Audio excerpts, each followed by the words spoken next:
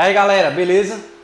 Passando aqui hoje para a gente continuar, né, nas nossas aulas remotas, né? Espero que vocês estejam aproveitando. Desconsiderem algum tipo de nervosismo, algumas falhas, é porque isso é tudo muito novo, né? E a gente vai se adaptando no meu terceiro ano, certo? Pessoal, eu sei que em conversa com alguns, né, nas minhas redes sociais, a gente fala sobre conteúdos, e eu sei que a geografia física não é a preferida de vocês, né? Vocês gostam mais da geopolítica, da parte humana da geografia, né?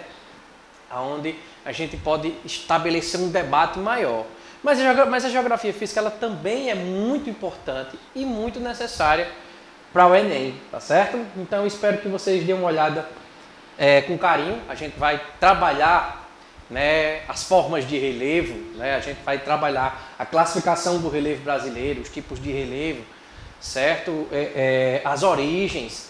E eu espero que vocês aproveitem, tá certo? É um tempo muito curto, né? Isso aqui em sala de aula a gente leva também bastante tempo, né? Existe aquele questionamento, mas eu vou procurar sintetizar nessas duas aulas sobre relevo, porque a primeira parte vai ser agora e a segunda parte na semana posterior, e eu estarei disponível. Algumas pessoas já tiraram dúvidas comigo no privado, como por exemplo Antônio Valério vem me questionar sobre o conteúdo passado. Eu espero que vocês façam o mesmo, né? Eu sempre tenho um debate interessante com a Ada, ela vem no meu privado e a gente discute algumas coisas. Eu estou disponível para vocês, beleza? Então vamos lá, vamos trabalhar o relevo de uma forma geral, certo? Vocês sabem que o relevo é o conjunto das formas que existe na nossa crosta terrestre, né? Ele pode se modelar de várias formas. Observem o seguinte, né? Ele é composto por dois agentes. Os agentes endógenos, que são os agentes que ficam na parte interna, né? E os agentes exógenos, que é o que você percebe a olho nu, que fica na parte externa. É esse que a gente vê constantemente, tá certo? Então não esqueça, os endógenos, endo, dentro, externo, fora, certo? Então a gente trabalha com esses dois tipos de agentes modeladores e modificadores do relevo, tanto brasileiro quanto mundial, tá certo? Alguns desses agentes endógenos não existem no Brasil, certo? Mas surtem efeitos desde épocas passadas, certo? Os agentes endógenos, eles são formados principalmente pelo tectonismo, pelo vulcanismo e pelos abalos sísmicos, certo? E aí é importante que a gente mostre para vocês que, por exemplo, algumas teorias elas vão originar algo, né, importante nesse desenvolvimento do relevo.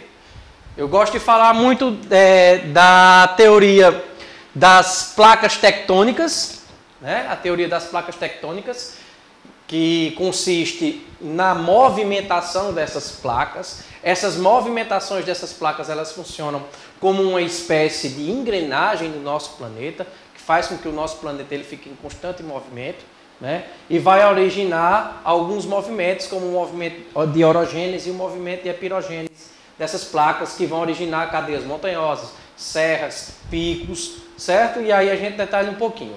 Outra teoria interessante é a teoria da deriva continental, que foi implementada pelo climatologista alemão em 1915, Alfred Wegener, certo? Wegener, que na época isso não foi aceito pela comunidade científica. Wegener foi aquele cara que observou a separação dos continentes, né? Não sei se vocês lembram.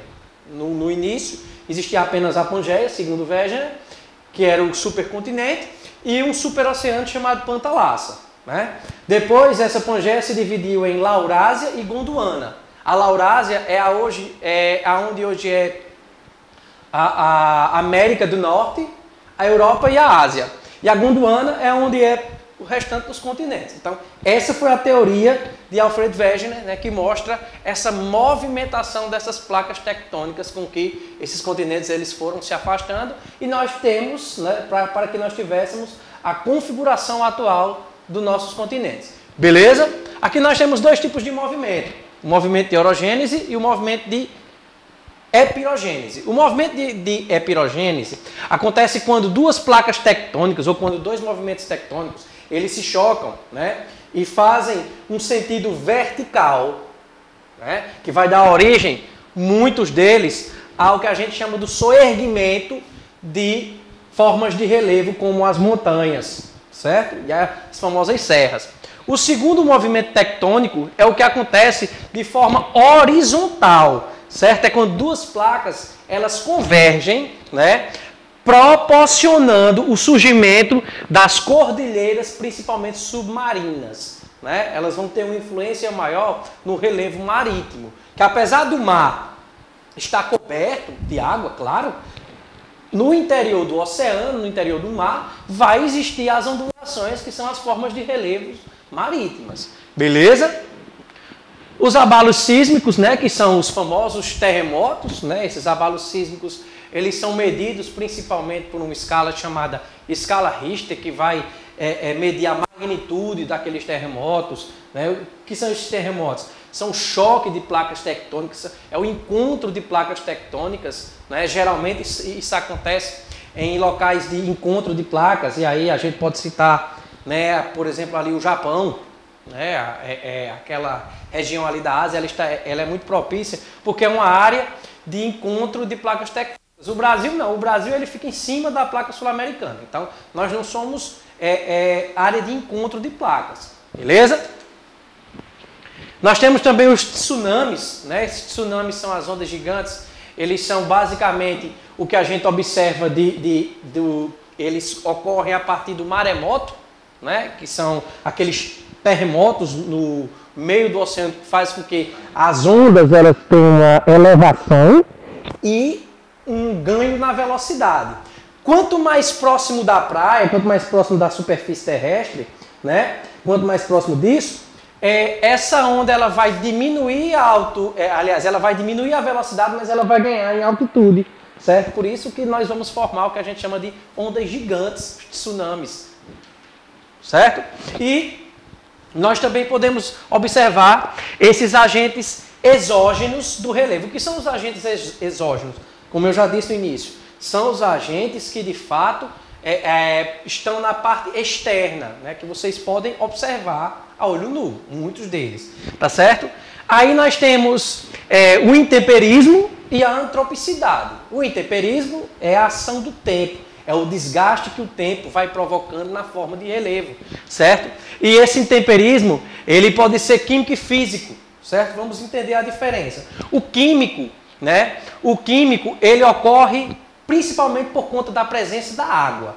A presença da água vai causar um fenômeno que a professora Lara Lustosa, né, ela pode informar para vocês bem direitinho o que é uma hidrólise. Né? Eu vou falar aqui com meus poucos conhecimentos de química, mas a hidrólise é um movimento, um fenômeno que acontece com a ação da água em cima de qualquer tipo de material. Né?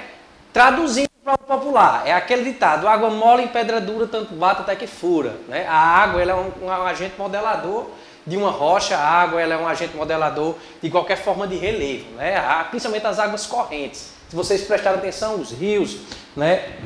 As chuvas, elas vão mostrar isso bem direitinho. Então, é o que acontece, o fenômeno chamado hidrólise. E o intemperismo físico é a ruptura dessas rochas, é a ruptura dessas formas de relevo, através principalmente do calor, da temperatura, certo? O calor, ele vai desgastando tudo isso. Se você pegar esta camisa, né, e você pendurar num varal e deixar por um bom tempo, ela vai perdendo aquela cor. Por quê? Porque aquilo ali é a ação do tempo, né? É o calor durante o dia e o frio durante a noite. Um exemplo, certo? Então isso vai fazer com que essa mudança de temperatura, ela desgaste qualquer coisa. Até a casa de vocês. A nossa casa, de vez em quando a gente precisa reformar. Por quê? Porque ela está exposta a ações do intemperismo, a essas ações do tempo.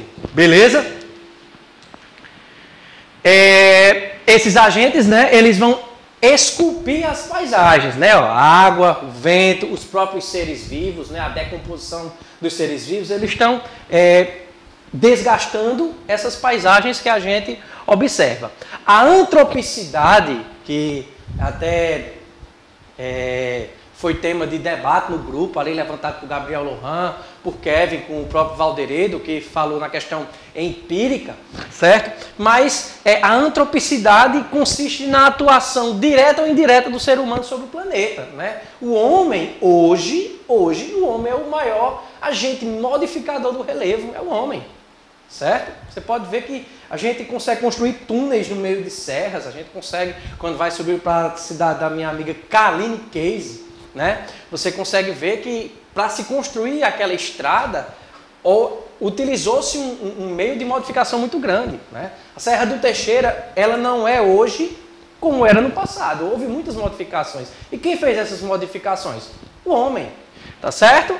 Então, esses agentes modeladores, eles são responsáveis diretamente para essa utilização. E por que o homem modela o relevo? Para adaptar às suas necessidades e principalmente com o viés econômico, né? O homem utiliza muito as formas de relevo, né, a retirar as suas riquezas minerais para poder utilizar como fonte econômica. Beleza? Aqui a gente tem algumas imagens, certo? Isso aí eu vou depositar no grupo de vocês, eu coloco no grupo de vocês, certo? Vou transformar em PDF, eu aprendi, né? O professor Valderedo está me ensinando muita coisa nessa pandemia. Uma das coisas que ele me ensinou foi transformar, né, de PowerPoint para PDF, é um grande avanço já, tá certo?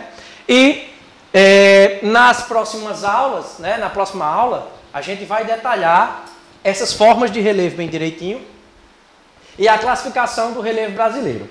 Beleza, pessoal? Então, forte abraço, fiquem com Deus. Na próxima aula a gente continua. Estou fazendo isso por questão de tempo, para não ficar aquela coisa mais, digamos assim, enfadonha. Então dá para a gente dividir essa aula assim. Beleza? Forte abraço, viu?